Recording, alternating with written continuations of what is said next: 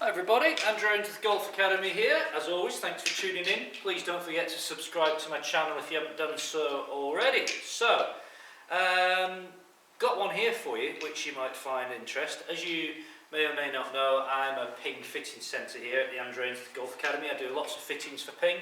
I also do lots of fits for Mizuno, and I think they're both great companies, and those are the only two companies at the moment that I enjoy fitting for.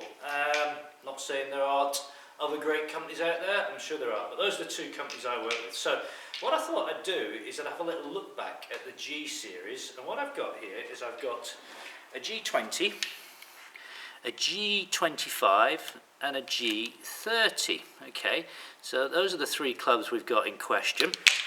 And what's interesting is when you line these up at the bottom and you look at the sole widths. Obviously the thickest was the G20, it was a very thick sole club.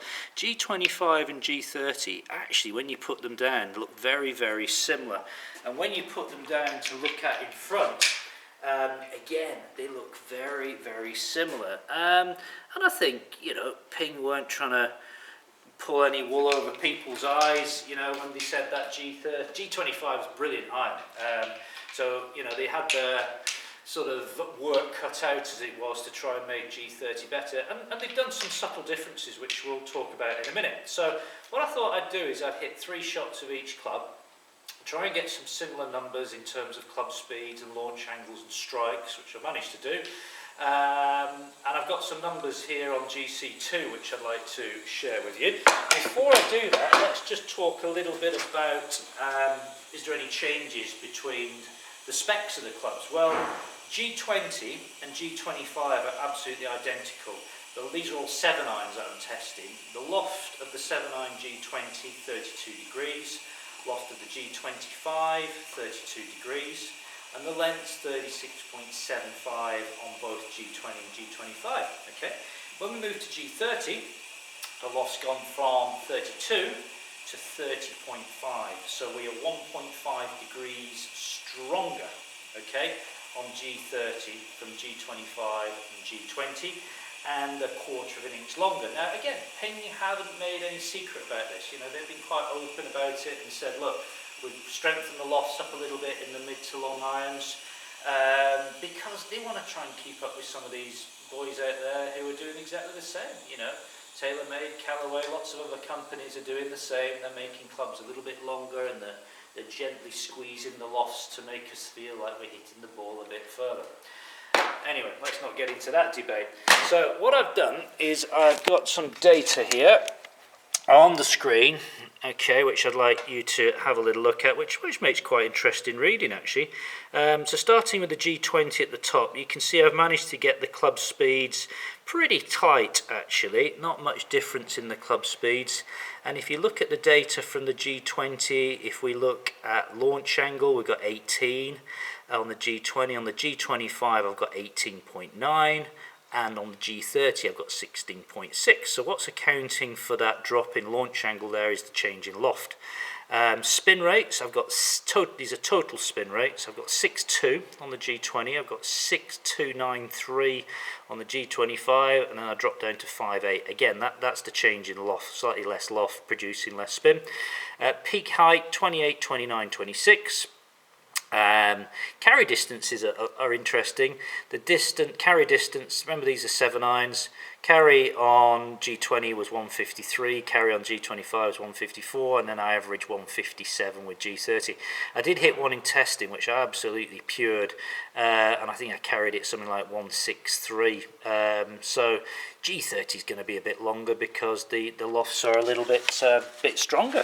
So there you go, a little bit of a look back on, you know, how clubs have changed, where manufacturers are going.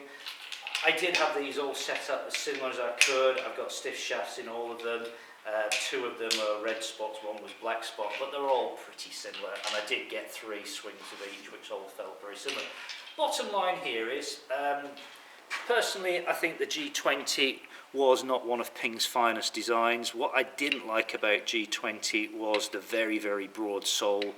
Not so much a problem in long irons, mid irons, but when you got into the short irons, the wedges, For me, they're a bit chunky and a bit clunky. So when we moved into G25, we lost that thick sort of profile sole. They became much more playable, and G30 is the same.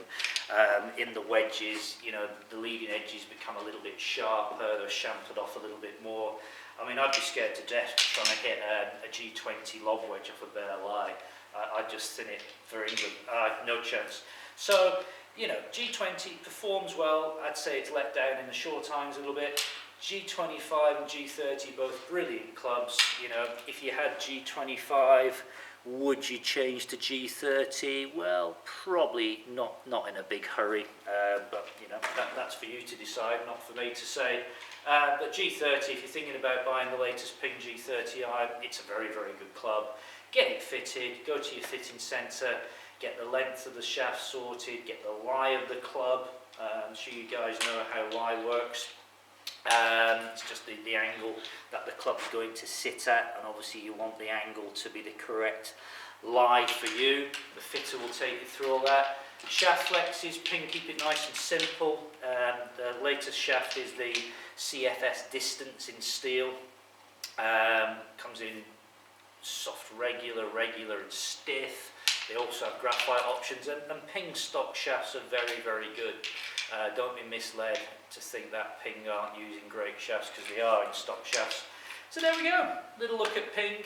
Hope you had a look at, enjoyed the little look back at the G20, G25 and the latest G30. Thanks for watching.